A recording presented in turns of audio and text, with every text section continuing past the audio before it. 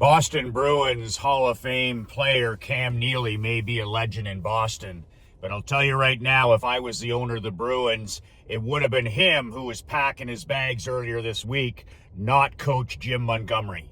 Michael McLean, brassballsvideos.com. I am an ex-minor league hockey coach turned eight-figure entrepreneur. I'm also an amateur championship hockey coach, owned a couple of my own franchises. Been in the hockey business for a long time, been an entrepreneur for a long time, and when I saw that firing earlier this week, I said, that's something that I have to address, because the pundits, the media, none of those guys, those cupcakes, none of those guys have the balls to tell you the truth about what goes on in these businesses, goes on in these franchises, and goes on in these teams. So you can actually download a free copy of my book, Unfuckwithable, 5 Ways to Unfuck Your Life in the Next 30 Days. It's a simple 22-page PDF, my free gift to you. You can click on the link below, brassballsvideos.com. I'll send you a copy of the book within 5 minutes after you put your email in. Just a word of warning about that book for the Cam Neelys of the world. This book is not every entrepreneur's cup of whiskey. I wrote this book for champions, not for chumps, for winners, not for whiners. So you can decide whether that's your cup of Jack Daniels or not. So the Boston Bruins, and by the way, this video is not about the sport of hockey. It's not even about sport. It's about accountability. Every high performance man, every high performance husband, father, grandfather, every high performance small business owner and entrepreneur that I've ever worked with, and I've worked with thousands of them, every high performance athlete that I've recruited and worked with, they all have this one thing. They all have this one thing that nobody else has, and that's personal accountability. Not only do they hold themselves personally accountable every day, personally accountable, high performance people are personally accountable to the man in the glass. They simply cannot live with losing. They simply are sick to their stomach when they don't show up like they should.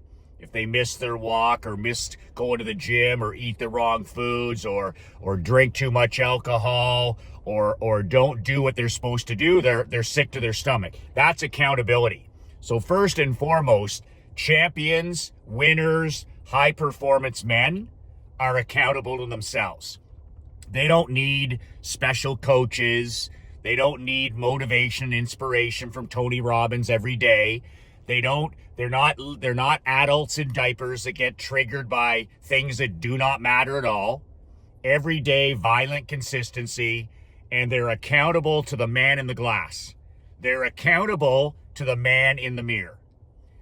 So when I saw the Bruins earlier this week, I'm very familiar with this franchise because the greatest coach they ever had in history, no, not Don Cherry, Claude Julien, lives 15 minutes from me here in Canada in the off-season.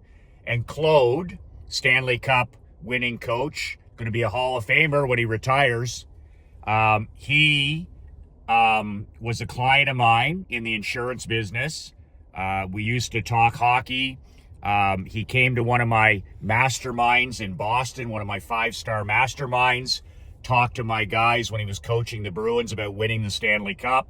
Incredible guy, incredible coach, incredible family guy, just a guy you want to be around and play for. He would be a champion if he was a CEO. He'd be a champion if he was a founder. He would be a champion if he was an entrepreneur. Winners aren't losers. So the good Jim Montgomery, who's a good coach, not a great coach, was fired earlier this week by the Boston Bruins, and he's fired essentially by Cam Neely. The president of the Bruins is Cam Neely, okay? Former legend Cam Neely. I love Neely as a player. I loved his grit. I loved his toughness. He was a high-skilled goal scorer. Lots to love about Cam Neely. I can't stand Cam Neely as a hockey executive, as president of the Bruins. I can't stand when has-beens who have no business being on the business side of the franchise, but the owner's a fanboy, right? This went on in Edmonton 20 years ago when the ownership there, they're all fanboys, right? The owners are fanboys, these losing organizations, fanboys. So in Edmonton, they had Gretzky hanging around. They had Grant Fuhr hanging around. They had these former players hanging around in important positions. And these guys are no more qualified to coach or to scout or to be the president or the general manager than the man in the moon. Like, they were Hall of Fame players, but that doesn't make you a Hall of Fame business operator. In fact, you're completely unqualified. Now, if you're a former player and you put in the time as coordinators and unpaid assistant, and you learn how to coach the game and you go to the clinics and you get mentored, that's a totally different game. But these are guys who just step in. The Cam Neely just stepped into that position. Wayne Gretzky in Edmonton just stepped into that position. And it ends up a disaster because they're lousy executives. Now, the Bruins have an incredible track record. They won their last Stanley Cup with Claude Julien as coach in 2011. And they have a culture there of winning. They have a culture there of toughness. When you're a Bruin, it's a special place to play. Boston's a special city. The Bruins are a special franchise. But, man, they treat their coaches like shit. So, under Cam Neely's watch, all right, he fires Jim Montgomery last week. And I wrote down here Montgomery's win-loss record. Could you imagine being this good? Because they tell us as coaches, when I was fired in my third year of minor pro, the owner pulled me into the office. He said, Michael, you didn't win enough. Fair enough. If I didn't win enough, so I got fired. The team was in financial problems and they wanted to get me off the books, but also I didn't win enough. I never ducked that. In pro sport, if you don't win, you should be gone. So, you can live with that, right? Eventually, if you don't win enough, you're gone. So Jim Montgomery's record, and maybe Marc-Andre can put this on the screen, in 2.5 seasons. Cam Neely gave him 2.5 seasons. 2.5 seasons. 120 wins, 41 losses, and 23 ties, overtime games. That's the second best coaching record in the NHL over the last 2.5 years, including a record-setting season in his first year as coach. Now, they didn't win the Stanley Cup, but 31 other teams didn't win the Stanley Cup either. It's fucking hard to win the Stanley Cup. So, Montgomery's a player's coach. The guys like him. I really respect a guy like Jim Montgomery. He was fired at his last NHL job because he had a problem with booze. He drank too much, alcoholic, and he took personal responsibility for that. He got the help he needed after his coaching in Dallas, and he comes back, and I love the comeback. And he coaches his ass off for 2.5 years in Boston, and he does nothing but win. Now, this year, the team, they're not responding. They're just maybe a point out of the playoffs. So what does Cam Neely do? He doesn't hold any of the leaders accountable. He doesn't hold any of the guys making millions and millions and millions accountable. He just takes the easy way out again and fires a guy like Jim Montgomery in his third season, hoping to get the bump, the coach bump, right? You fire your coach in the NBA, you fire your coach in the NFL, you fire your coach in the NHL, you hope to get that bump, a new voice. And of course, Cam Neely, a tomato can like Cam Neely is like, well, we think the voice got stale. Well, if his voice got stale, why don't you change some of these fucking cupcakes in the room? When my voice and message got stale with my own hockey team in Perth, I changed some of the players. And I took Winston Churchill's advice and I told my players, until morale improves, the changes will continue. The trades, the cuts, putting players on way. Until morale and results improve, I'm going to take a fucking hatchet. I'm going to take an axe to the players in this team. I'm going to keep changing players until we start winning. So there's none of that in pro sport. There's none of that in college sport. That's why guys like Nick Saban ran out of college over the last year with the NIL program, with the transfer program. There's no more accountability. And these athletes, even college athletes, they're uncoachable. They're uncoachable. You coach them up and they transfer on you. You raise your voice at them and they transfer. And with the NIL program, it's now more about me than ever before.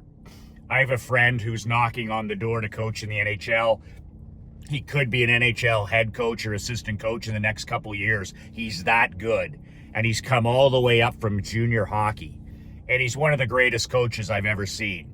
And he said to me the other day on the phone, he goes, Michael, he says, I don't think I'm going to take that next step to the NHL because I'm a coach and those guys are uncoachable. You know, there's a few guys, maybe a Sidney Crosby, maybe a Connor McDavid on each team that genuinely want to get better. But most of these guys, whether they're in the NFL, the NBA, Major League Baseball, or in the NHL, they don't give a shit about the coach. They don't want to be coached. They care about the money. They care about the city. They care about the lifestyle. And I think it was the Athletic magazine that did a survey this year that came out and absolutely shocked the football world and the baseball world and the basketball world and the hockey world. They did a survey of pro athletes when they turn free agents. So the athlete turns a free agent. And the survey, I believe it was the Athletic that did it this year or last year, and they asked the players, how do you decide where you're going to sign as a free agent? You have all the power now. You've worked all your life to get to this point. How do you decide which team to sign with? Because the money is basically across the board the same. A guy can get the same money with the Yankees as he can with the Dodgers. A guy can get the same money with, the Knicks as opposed to the 76ers. So how do you decide? And it was insane. You know what was fifth on the list for these free agents? You're paying them maximum money. When a guy's a free agent, his best days are behind him, by the way, and you're paying max for him. And most free agents, it doesn't work out for that reason. You've got a guy with a lot of miles on him, and you're overpaying him, and you're signing him to an 8-year deal, a 10-year deal, and he'll never fulfill that contract because he's almost finished already, and Father Time's undefeated. And fifth on the list of reasons for free agents in pro sport was winning. If that doesn't make you sick to your stomach, I don't know what will. You're signing a guy for $10 million, $20 million, $30 million, $40 million a season for 8 years, 10 years. You're going to have to eat this contract for a decade. And on his list, winning is fifth. So when it comes to him and his wife and kids sitting down, they're like, well, I want lifestyle. I want to live in a great city. I want to be where I can make all kinds of money on commercials. I want to be able to live in a climate where the sun, or I can ski, whatever they want to do. I want to live where it's tax-free, like a place like Florida. I want to be where I get the most money. I don't give a shit if I play for the last place team. I want the most money. And you see that a lot. A guy will leave an incredible franchise where he's built a legacy, and he'll sign in one of these country club franchises, and the last 3 to 4 to 5 years of his career is nothing but losing. They don't even make the playoffs. And I always say to myself, where was that guy's mom and dad? Where was that guy's agent? Why didn't somebody grab him by the neck and say, what the fuck are you doing? You got a great deal here. This is a team that respects you, a city that loves you. You're going to make incredible money. Your wife is happy here. Your kids are in school. And this is a winning fucking culture. And you go somewhere else for 500 grand more, and it's a losing culture, and you're never heard from again. Mind you, most of these pro athletes are not nuclear physicists, trust me. So they make these decisions, bad decisions, but winning is fifth on the list. I wouldn't want to touch any of these free agents, especially these guys in their mid to late 30s. They got no more gas in the tank, and they don't give a shit about winning. They care about the money, and they care about the lifestyle. So under Neely, he's fired 3 incredible coaches. So my client, Claude Julien, was there for 10 seasons. And if it was up to Cam Neely, he would have fired Claude after the 3rd, 4th, 5th, 6th, 7th, 8th, and 9th season. It was so bad. He's such a fucking backstabber. Cam Neely is such a fucking two-faced backstabber. The year that Claude led the Boston Bruins to their first Stanley Cup in decades, 2011, that fucker Neely, he wore a path out going to Jeremy Jacobs, the owner of the Bruins, who's one of the cheapest fucking owners in sport. And every day he was in Jeremy Jacobs' ear about firing Claude Julien. And it got to the point, and I shouldn't even say this because, Claude told me this. He said Claude went to Jeremy Jacobs, the Bruins owner, halfway through the season, and he said, I'm fucking tired of it. I'm tired of it. I'm tired of coaching with a gun to my head. If you want to fire me, because I hear it in the media every day, my players have to read this, it's in the newspaper, it's online. If you want to fire me, fucking well be man enough to do it and fire me now. And I'll leave. And Jeremy Jacobs, to his credit, was like, you're my coach. So you take him at face value.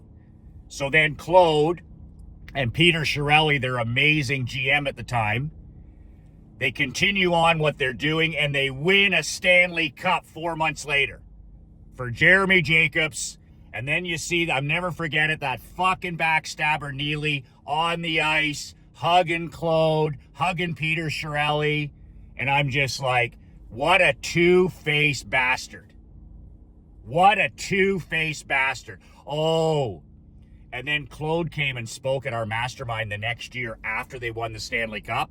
And the team had the Stanley Cup hangover, right? Like the Super Bowl hangover, like the end. If you win a championship, your guys are bagged. They're bagged even for the next little while.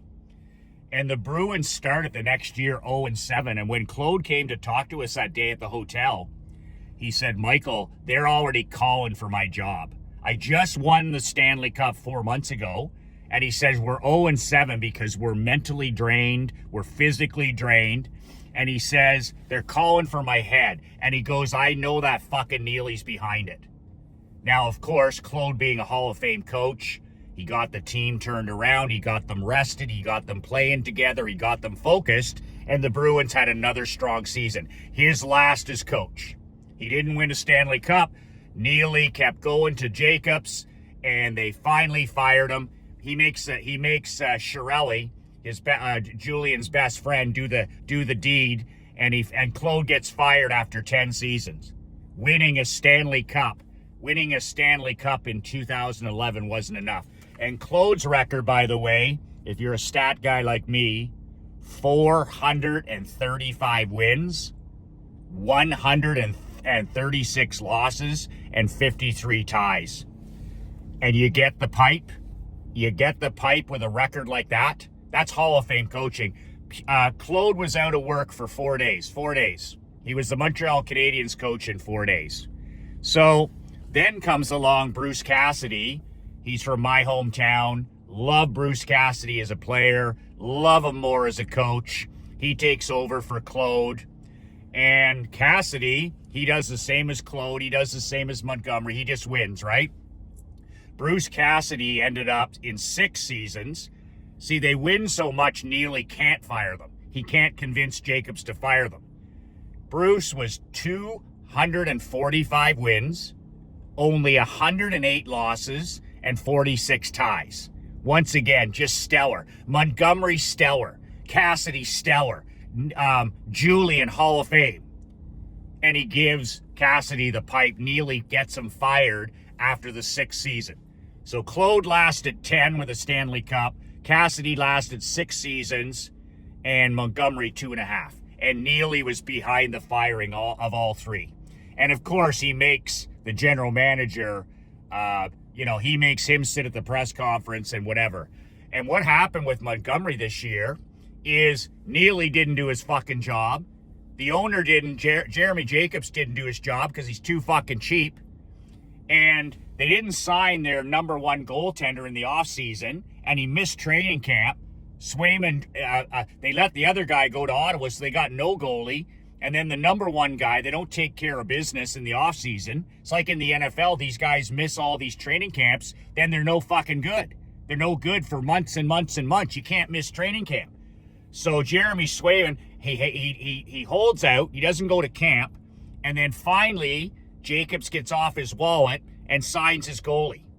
So he's been fucking horseshit ever since he signed just before the regular season with no training camp. He has been, and admittedly, he'll be the first guy to tell you, he's been dog shit. So I learned as a coach, when I have a great goalie, I'm a great coach. When I have a lousy goalie, I'm a lousy coach. So what did Montgomery have? He's had a lousy goalie for the first quarter of the season, and he's still been able to win some games. Nobody talks about that. So Cam Neely goes upstairs. Cam Neely, backstabbing. You're the guy who didn't sign. You didn't sign your goalie in the offseason. In fact, you played the tough guy. We're not going to sign him. And then what are you going to do? Are you going to go in goal? Are you going to bring Jerry Cheevers back? Are you going to bring Gilles Gilbert back? Like, you didn't do your fucking job. And then Montgomery and the staff, Swayman, he's no fucking good because he missed training camp and all the exhibition. And then you end up firing Montgomery a quarter into the season, but they've had no goaltending. So what's a new coach going to do? A new coach is going to give them a little bit of a bump, and Swayman, who's a good goalie, is going to get his act together, and it's going to make this coaching change like, oh, that's genius. Ever since they fired Montgomery, they're so much better. Are you kidding me? The goaltending is going to improve because Swayman's a good goalie and he's finally getting the rust off. And of course, a new voice is going to help. But Montgomery earned that opportunity. He had earned that opportunity with a record of 120 and 41 and 23. But Cam Neely, he doesn't believe in being held accountable. And if Jeremy Jacobs knew anything about fucking hockey, that would be the first fucking guy to go. But he's in love with Neely. He remembers Neely scoring 50 goals. He remembers Neely as a player, so he's a fanboy. So Neely's job is safe, and the general managers and the coaches will continue to rotate through the years in Boston. And they ain't going to win a Stanley Cup. Claude Julien got them their only Stanley Cup in 2011. And it took everything they could. Let me tell you one last story before I go here. I wasn't going to rant and rave this much about it, but I can't stand Cam Neely. Jeremy Jacobs is a cheap motherfucker. And, it just kills him to spend money, even though he's got billions and billions and billions. And it's like the Chicago Bears. There's certain franchises where you have a chance to sign Jim Harbaugh as your coach, but the owner's too fucking cheap. And cheap is the new expensive. In your business, cheap is the new expensive. If you don't hire the best people, you deserve to lose.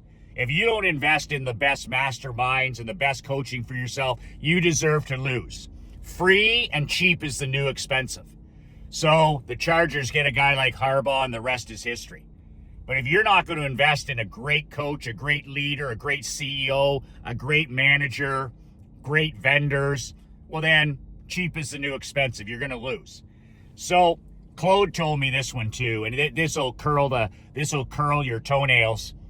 So the year they win the Stanley Cup, they've worked for like 8-9 years to get here, right? And they push it to Game 7 in Vancouver. Game 7, winner takes all. Either Vancouver wins the cup or Boston wins the cup. And Vancouver is an outstanding team. They have spent millions to get there. They have their own jet. They have the best of everything. They have an incredible team. They have an incredible coach. They have spent to the max to win and build this. They built it the right way. And Claude's got the Bruins to a Game 7 in Vancouver. They got to fly. The Bruins have to fly all the way across the country into the Pacific time zone for Game 7.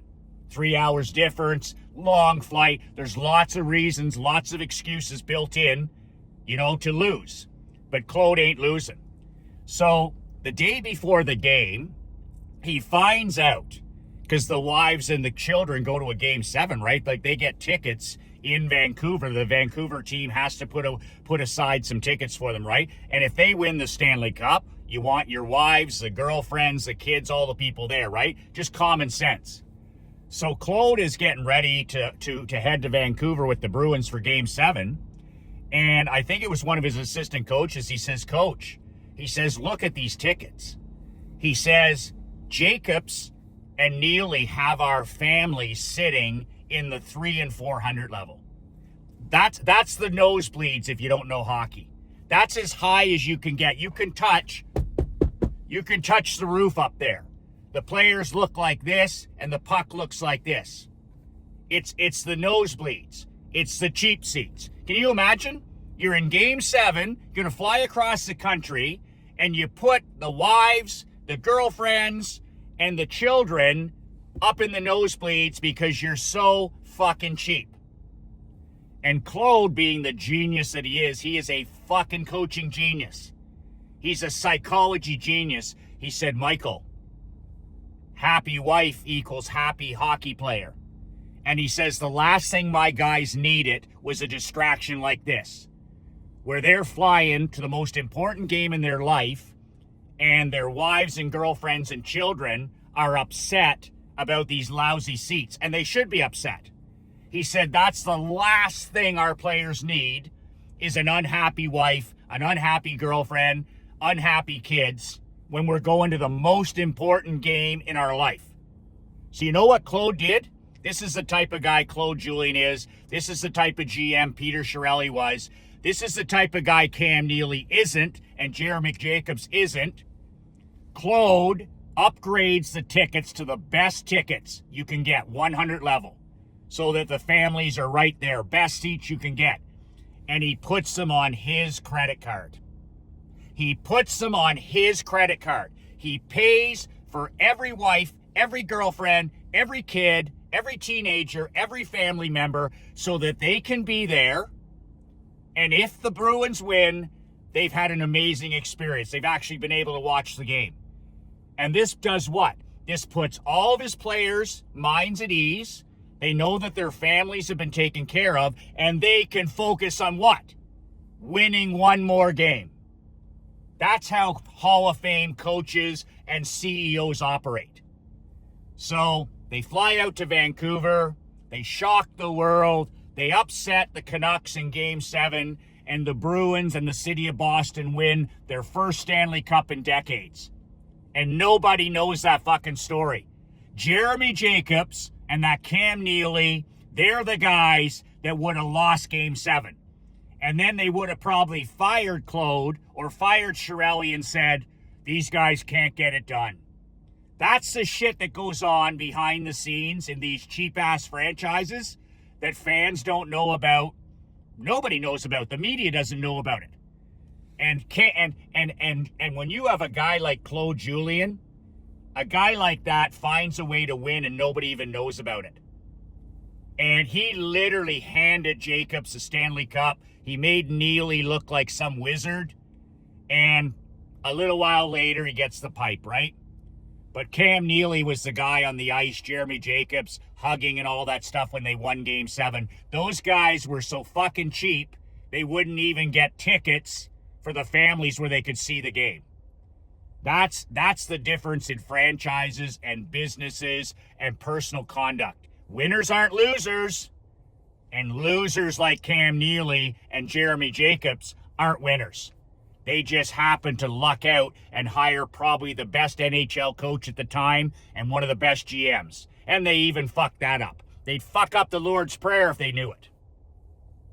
That's my Boston Brew. I'm pro-coach. There's lots of coaches that deserve the pipe. You know, these NFL teams, they hire these coordinators who don't deserve to be head coaches. They couldn't manage their own sock drawer, and they certainly couldn't they couldn't coach a one-car parade. I think of the Jets. I think of these lousy teams. And those coaches, they'd had no business being there in the first place. But are you kidding me? Montgomery, Cassidy, of course, got a job right away in Vegas. One of the best coaches in the NHL. And Claude Julien, one of the greatest in history. These guys aren't out of work for more than 5 days after the Bruins get rid of them. So I don't even know where I was going like with this, but I just love this story. I love Claude Julien. I love Chiarelli as a GM. I love Boston. I love the Bruins. I grew up loving Bobby Orr. I love Don Cherry. So I guess this is a video about how I love Boston and how I fucking hate fake fucks like Cam Neely, and I hate cheapskates like Jeremy Jacobs. You can download a free copy of my book, Unfuckwithable, Brass Balls videos below. It's a brand new channel. If I'm your cup of whiskey, subscribe. If I'm not your cup of whiskey, don't subscribe. Doesn't change my life one bit. Be brave, be fierce, and be relentless.